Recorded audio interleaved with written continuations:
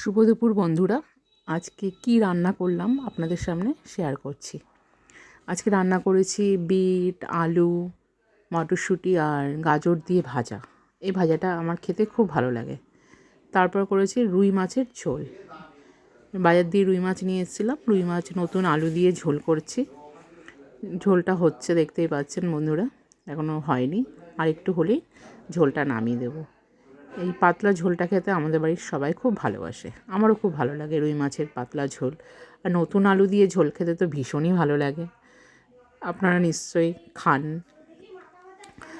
তারপর করে ফেলেছি ভাত, গরম গরম ভাত হয়ে গেছে। আজকে বেশি কিছু রান্না করিনি বন্ধুরা, রুই মাছের ঝোল, ভাজা, আর রাতের জন্য রুটির জন্য করেছি ডিম কষা।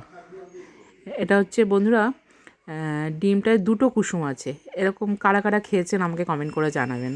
দেখুন বিশাল বড় বড় ডিমগুলো, সাইজগুলো দেখতেই পাচ্ছেন। এটা খেতে, ডিমটা খুব টেস্টি খেতে। ডিমটা ডবল কুসুম আছে বন্ধুরা, এটা খেয়ে দেখবেন, খুব ভালো লাগবে, ভীষণ টেস্টি ডিমটা খেতে বন্ধুরা।